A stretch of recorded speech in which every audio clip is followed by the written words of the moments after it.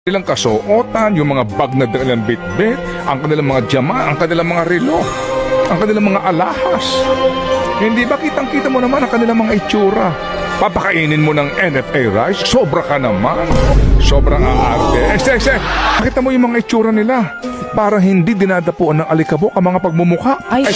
Kanilang kasuotan, yung mga bag na dalang bitbit, ang kanilang mga jama, ang kanilang mga relo, ang kanilang mga alahas. Hindi ba kitang-kita mo naman ang kanilang mga itsura? Papakainin mo ng NFA rice? Sobra ka naman. Oo, representative Ano akala mo sa kanila? Tulad natin? Sa bagay. Baka dapat daw ipatry din sa ating mga mambabatas itong NFA rice. Tsaka dapat daw, kasi natanong mo no, ito po ba'y natikman nyo? Sabi nila bago daw yung launch dun sa Kadiwa, natikman naman nila. Ang gusto daw makita nung iba dito, yung araw-araw talagang yun ang kakainin. Kung po pwede na ganun. Yun ang kanilang isasaing. Oo, araw-araw na isasaing. Yung ating mga mambabatas. Yun nga. Huwag mo naman silang idamay dito. Bawal sila kumain ng NFA rice? Ikaw naman. Marami dyan on diet. Okay. So, ano sila? Kung iba nga dyan, yung mga, siguro yung mga kagalang-galang na lalo na ho, yung mga sobrang aarte. Opo. Alam mo na, yung mga ang itsura nila talaga namang, di ba, nakita mo yung mga itsura nila? Ha?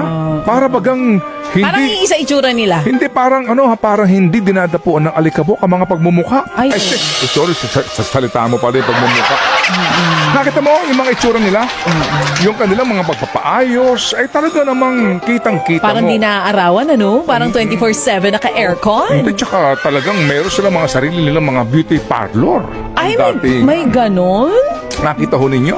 Di ba? Yung mga kanilang kasuotan, yung mga bag na dalang bitbit, ang kanilang mga jama, ang kanilang mga relo, ang kanilang mga alahas. Hindi ba kitang-kita mo naman ang kanilang mga itsura? Papakainin mo ng NFA rice? Sobra ka naman. Oo, representative Ano akala mo sa kanila? Tulad natin? Sa bagay. Baka hindi sila sanay, ano? Baka manakitang tiyan nila. Baka hindi sila sanay dun sa mga mumurahing At bigas. saka yung mga iba nga dyan ang diet na. So, anong kinakain? Hindi sila nagbibigas? Pero nang kinakain nila. Yun ang sinasaing nila.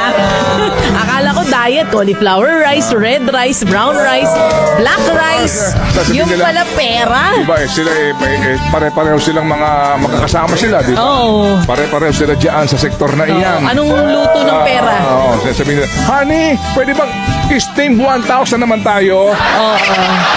Fried 1,000 pesos. Ano kaya lasa ng pera? Anong lasa? Hindi pa ako nakakatik eh. Tanungin mo itong mga to. Mga mukhang pera kasi mga... Aray ko. Yung iba mga tao nga, na mga nasa pwesto, ang iniisip nila... Saan gagastusin? Saan na naman ako bibili ng building sa abroad? Wow, sarap. Wow. At, di ba yung usapan na yung mga nagkaroon ng konfrontasyones at sinabi na ilan pa bang building ang kailangan mo? Ilan pa bang rest house sa abroad ang kailangan mo? Ilan pa bang Richard Mille na relo Ang gusto mo? ang gusto mo? May kumprontahan? Nagkaroon ng konfrontasyones at nagsabihan daw ng mga ganoon, di ba? Nasabihan ng ganon. Oh, baka pwedeng sagot? bawas-bawasan ang katawapangan nyo. May ganoong kwento. Ha? Dati-rate, di ba? Ang pag naandun sila sa sesyon, naandun sila. Oo. Pag nakita yung relo na dati-rate, Rolex. Di ba? Rolex. Di ba? Kapag nakita mo dati, patik. Ngayon, Oo. wala na nag-Rolex sa kanila. Ngayon, hindi sila kontento sa mga relo na 5 milyon ang isa o 10 milyon. Ngayon, ang gusto nila yung relo na 25 million ang isa. 30 million, 40 million ang isa. May ganong relo? Yes! 30 Yun na ngayon ang kanilang status symbol, mga kapatid. Di ba?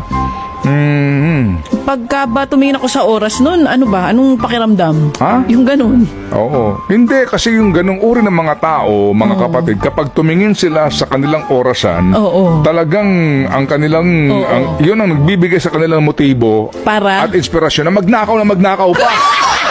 May alarm clock sila, damihan mo pa, ganon? Kasi Uy, pag kulang nakita pa. nila yung relo nila, yun ang kanilang palatandaan ng kanilang kaswapangan. Aray ko. Tinanim yan, di ba? Oo, inaani yan, galing po ng Vietnam. Galing ibang bansa. So galing ng ibang bansa. Oo. At pagkatapos, isinakay pa yan, papunta doon sa pier, Oo. ikinarga ng barko, Oo. yung barko ay bumiyahe ng pagkalayo-layo, Correct. dumating sa Pilipinas, Oo. alright, nagbayad ng taripa yung importer, nagbayad ng tara sa customs. Aba, may tara? Okay, Oo. inilabas po ng aduana, Oo. inilagay doon sa kanilang bodega, bago makarating dito po sa retailer, ang presyo pareho lang.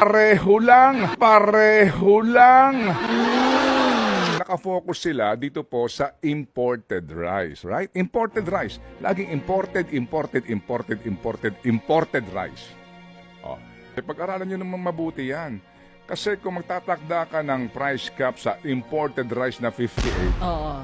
lahat dyan mag-58. Kaya nga, I mean, even yung mga baka yung 55 lang ang presyo, 50 lang ang presyo, baka, di ba, maging dahilan pa yan para mas taasan yung Okay. bigas na imported. Okay. Common sense, di ba? Yes, Anyway. January 20, patutupad yan. Kasi nga daw po, gusto talaga nila na pababain ang presyo po ng bigas. Hindi ho masamang intensyon niya. Sa matter of fact, nagagalak tayo dahil mukhang doon nakafocus ang DA ngayon, di ba? Kasi nga yan po number one sanhi ng mataas na inflation. Pagkain. Pero yung bigas. focus na iyon, parang focus lang na pabanguhin. Focus lang na band-aid. Bakit naman si DA? May MSRP na 58 pesos. Saang planeta po ito nang galing? Ang bantay presyo po mismo galing sa Department of Agriculture. Sa Okay. RPTV. So, pag pinuntahan mo yung imported commercial rice, ang special magkano? Sa imported, Okay. 53 to 65 pesos. Ano ang premium sa imported rice? 50 to 60 pesos. Okay. Yung well-milled, 44 to 52. Alright.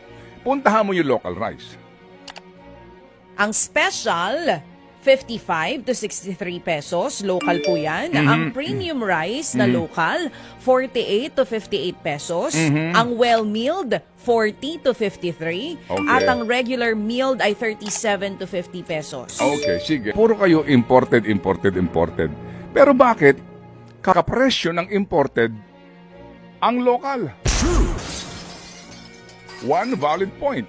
Tama? Okay. Speaking of imported, ang Pilipinas ba, ilang porsyento ng imported rice ang kailangan natin para sa ating total consumption? Ilan, mga kapatid?